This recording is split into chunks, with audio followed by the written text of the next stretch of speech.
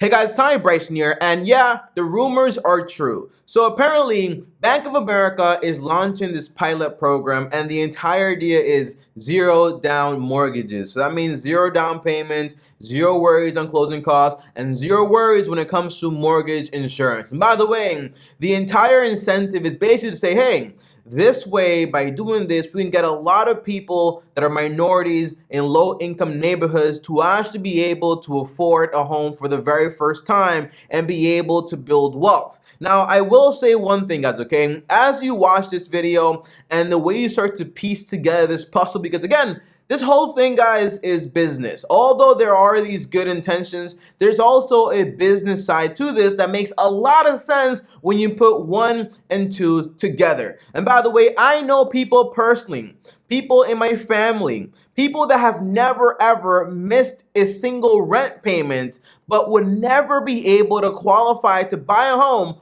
without a program like this one. So why shouldn't they have the opportunity that via proving themselves they're actually able to pay a bill for a very long time to say, hey, I should also be able to buy a home and own it over time because I've been paying rent consistently forever. I just can't afford to pay all of this money at once as far as, for example, the actual down payment, the closing costs, the PMI, and everything else included when you're actually going to go ahead and buy a home. Now, in this video, we're going to break everything down, so make sure you watch all the way to the end because I want you to fully understand it from the business point of view, how they're gonna win, how you can win, and what my personal opinion is on this program and how you can take advantage of it, but not let it take advantage of you. Now, as always, guys, do me a favor, smash the like button. If you're new here, subscribe, hit the bell to get notified. I'll make more updates on this topic depending if we get new releases. And on top of that, I talk about a lot about passive income and how to own a home the right way. Now, the very first thing, guys, is let's look at this from a business point of view. How is Bank of America, and by the way, I don't believe that Bank of America is gonna do this, and then every single bank out there is gonna watch them do this and let them take advantage of the entire market. No, I think if this works, everyone else is gonna make this a standard in certain areas and so on, because at the end of the day, money is money, money is green, and they don't care where it comes from as long as it's going to be consistent. And again, I wanna say that very powerful quote I heard a long time ago, and it's that the road to hell is paved in good intentions. You can have very good intentions, but the way it's actually executed and the result you actually get can be very, very different. And by the way, it kind of rings a tone here to say, yo, a lot of things are happening right now. We're talking about forgiveness with potential minimum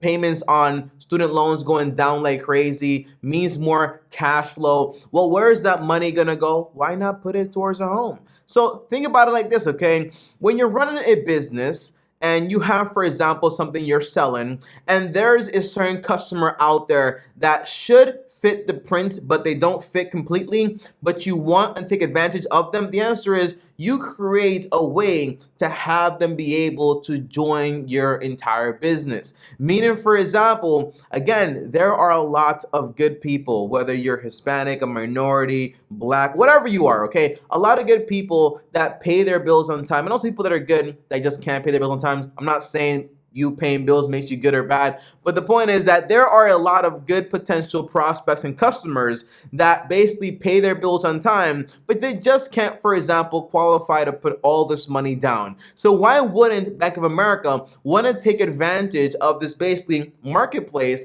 and go into those neighborhoods and into these potential customers and have them go ahead and get mortgages with them? Because not like, hey, zero down, zero interest. No, you're gonna pay interest and they're gonna make money that way from you. That's how this whole game works. So if you can have more people go ahead and take advantage of your product, which means in the long term, you make a lot more money. Second, business point of view. What is going on right now with the entire housing market? It is going to slow down at a certain point because interest rates are going up, meaning it becomes more expensive to actually buy a home because interest rates are up, meaning you have, for example, higher monthly payments. It becomes more expensive to borrow money. A lot of things are going to slow down. And also, it goes from being a seller's market where people want to be charging crazy money for a home, to now goes to being a buyer's market where the people that are actually going to buy have a lot more leverage. So if the market is going to slow down, if Bank of America and other banks are going to be making, for example, less loans out there, the idea is why not try to keep it ringing, try to keep the ball going by basically saying, hey, we have all these homes in these areas, which now, by the way, they're gonna do, just so you guys know, it's a pilot program, so it's not gonna be like nationwide or whatever, but they're gonna do Charlotte, Dallas, Detroit, Los Angeles, and Miami, right? So you have all of these areas, and basically you can have all these people buy these homes, new mortgages, and keep the whole thing going without having to worry about like, hey, business is going to slow down very, very steadily for a while now, okay? So this is also a big benefit for Bank of America and all the banks that eventually are going to take advantage of this. Now, these loans, guys, okay, you gotta remember, the bank isn't going to lose. The bank only loses if they're very irresponsible with the loans they issue out. Meaning, if you have a home that's worth, for example, $100,000, and the bank doesn't, for example, say, hey, you know what, we're going to give you $120,000, and then you default, there's a problem there, right? Because now everyone's losing money in the transaction. But as long as you're responsible, these loans are backed by assets, so they're going to be just fine. So again, look at it from a business point of view. They have access to a new market. They continue to have, for example, a lot more volume, and they also have, for example, more acquisitions as far as, for example, acquiring properties in low-income neighborhoods. But because you also have a lot more people that qualify, well, you also have a lot of other customers that are going to try to buy those homes. So it's not like you're going to be stuck with something you can't pass forward to somebody else, which is also very important. Now, that's their business point of view. How can this actually help you, and does it make sense for you to take advantage of it? Well, the answer is fairly simple. When you make the barrier of entry a lot lower, especially when it comes to home ownership, it's going to help a lot of people be able to purchase a home. And if you've been paying rent for a very long time without any way of actually being able to buy a home eventually, the answer is this is going to enable you to actually take advantage of this. Now, by the way, this program is not classed by, for example, race. Is going to be classed, for example, by income and zip code, right? So the idea is whether you are Hispanic like I am, whether you are white, whether you are Asian, whether you are African American, it doesn't matter, okay? What matters is, for example, your income level and also the area where you're going to buy this, because basically they want to subject it to a certain area to help promote home ownership there. So that's also very important, and I'm going to talk about that even more later in the video. But obviously, this enables the average person to be able to buy a home finally, which is awesome. But there is one thing I want to say, okay? This whole idea of the American dream, which is the American dream is you buy a home, you get a job, you have a family, you got a car, all this stuff. That stuff is cool. But remember, when you buy a personal home, it is not an asset. It is not an investment. All it is an asset that allows you the ability to lower your cost of living and increase your potential of taking on a little bit more risk. Now, let me explain that exactly. When you buy a home versus rent, when you're a landlord, you pay the taxes, you pay the insurance, something breaks, you pay for it, you have the maintenance, you have a lot of costs associated with home ownership. So it's not like, for example, you bought this home for $100K, 30 years from now is worth $300K, you pocketed $200,000. No. Between that time from point X to 30 years later, there were so many expenses that basically you didn't really make that much money at all. But when you're renting, if your rent is X and it goes up by 1 to 2% a year for the next 30 years, in reality, your only cost is the rent. So it's not like, for example, an equal equation saying, hey, this right here is better than this right here. The answer is no. You got to use common sense and take a look at your personal situation to see exactly which situation is going to be better for you. But when you actually own a home and it's yours and you focused on paying it down as fast as possible, well, what did it do? One, when the home is paid off, that's going to lower your cost of living by a lot, by almost like a third to sometimes even half your income no longer goes towards house, shelter, all that stuff. And now that you basically don't have to worry about that, you're able to take on a little bit more risk by making some more investments and so on. That's what a home is. But as far as this physical assets being, for example, an investment that's going to make you more money, the answer is no. Unless it's basically like a rental property, that's different. But this program is not about rental properties, is it? So that doesn't equate here whatsoever. But I want you to remember this. This is not investment thing. This is basically, I'm going to own a home. It's going to lower my cost of living, and it's going to give me the ability to be able to invest more money in the long term into assets that are actually going to return a good return for my money. That's the idea. And second, being able to get something and actually being able to afford it are two very different things. I still see the same issues happening where these banks are still going to make loans to individuals that are not able to afford them. Now, what I mean is, obviously, if you're buying a home and you're putting nothing down, your monthly payment is obviously going to be higher.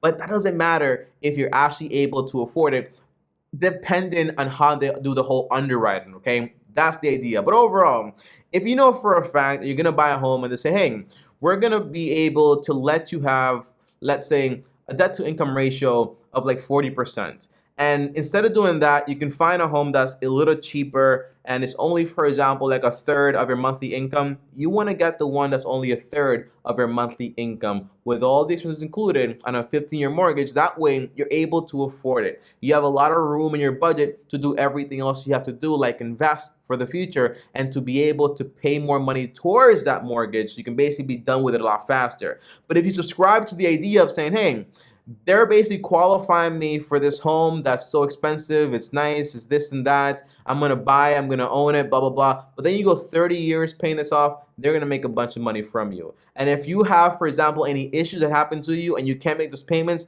well, that's also gonna be a massive issue. So you wanna avoid it. So my point is, when you make this purchase, make sure you make it on your own terms, not on the terms of whatever this bank is gonna offer you. Now, if I take this video even further, I do see some potential problems with this plan. The very first thing is, when you basically destroy the barrier to entry to something, naturally in some way, the price might go up. And again, real estate prices are based on appraisal, and appraisals are completely subjective, and they can also be remedied by the entire marketplace in a sense, okay? So, for example, if you notice, when you go to low-income neighborhoods, what do you usually see? You see a lot of apartments. You see people that are basically living upwards, okay? Vertically, not really horizontally. And what I mean by that is you have an apartment with a bunch of apartments. You don't really have, for example, a ton of houses that are going like this, right? That's the big difference. Now, when you grant basically freedom of entry to everyone that can basically qualify, which is going to be like a lot more people, the idea is now you have a limited amount of inventory here, and you have a bunch of competing parties. Basically, demand increases, supply is still the same. Naturally, in some way, prices might actually go up. You want to be very careful with this, because if you're buying something that's not worth what you're paying for it, it's still a bad idea. That's why it's so important when you take a look at buying a home, don't buy it as an investment. Buy it as something you're actually able to afford based on your personal budgets. My little plan and idea and the way I purchased my property was I wanted to buy a home on a 15-year mortgage where the payments, the mortgage payments, the insurance, the taxes, the maintenance, everything associated with the property was no more than a third, 30% of my monthly income on a 15-year mortgage. This way I know I can fully pay it and not have to worry about anything, okay? That's the idea. So if you find a property that fits that and it's a part of your entire budget, you can go ahead and basically buy it because it's gonna be solid for you, okay? But if you're finding properties now that are so expensive to the point where, oh my gosh, it's like almost half my income, you can't afford it, so don't get it, because price is gonna go up, and if you can't afford to pay it, at some point, bad is gonna happen, and then you're gonna have a massive issue.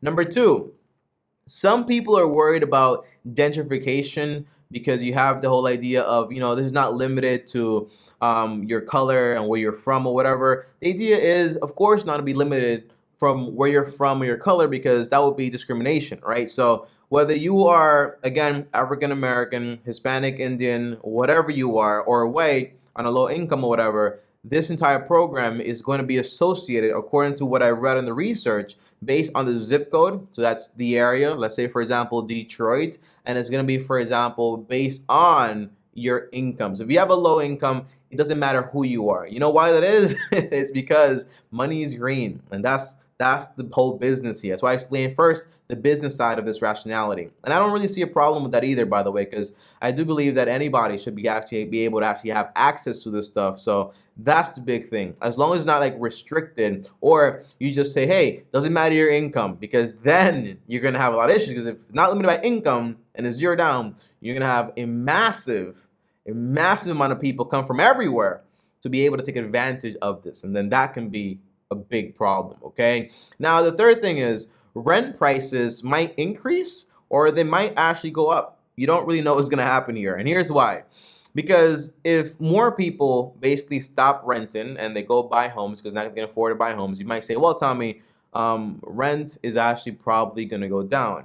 But if more people move to those areas with the potential of saying, hey, I'm going to eventually buy a home, well, now rent prices might actually increase also. And we don't really know the details of saying like, hey, okay, so the zero down is zero down, but at what certain point can I basically switch this loan up and just, for example, take out some equity and buy rental property? You don't really know how this is actually gonna kind of like build up over time. That's the whole idea. But it was gonna be interesting to see how the entire thing turns out. Now, overall, guys, here's my final opinion on this entire thing. I'm very excited, okay? This whole finance thing is changing so much, and every single year something new happens. And that's the exciting thing about money and finance and real estate and stocks, all this stuff, because we see things all the time that we've never seen before. And this right here is pretty awesome. And I wouldn't be surprised if in the future this becomes an industry standard, and it's not just limited, for example, to certain zip codes, but then it just basically expands, and it's just basically saying, hey,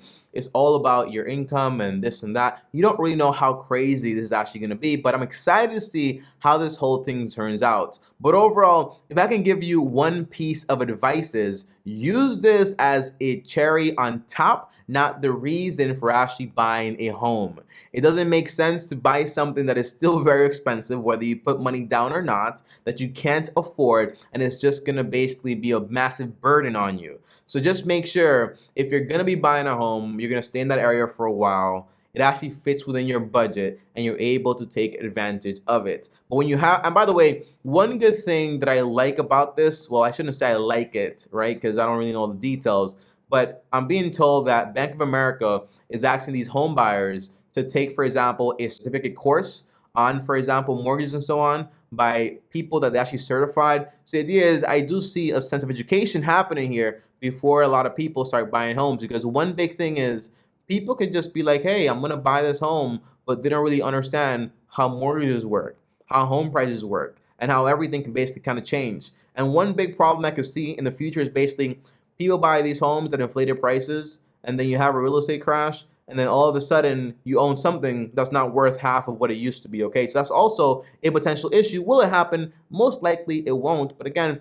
base your purchase on your money, on your pocket, on your budget, not based on what the market is selling something for. That's the most important thing, guys, okay? Hopefully this video helps you. If it did, comment down below, let me know. And also, if you made it all the way to this part of the video, I want you to comment down below BOA, which stands for Bank of America, BOA. This is why I know you made it all the way to the end and that you're actually a real person. As always, like, subscribe, hit the bell to get notified, comment down below any questions, and you can go over to the Bank of America website, call Bank of America, and ask them more questions about this if you have even more, or just comment down below and I'll be in the comments to answer your questions too. Up here is another video, and over here is my face. Subscribe, and as always, follow me on Instagram at TommyBryson, and Long Term Team officially out.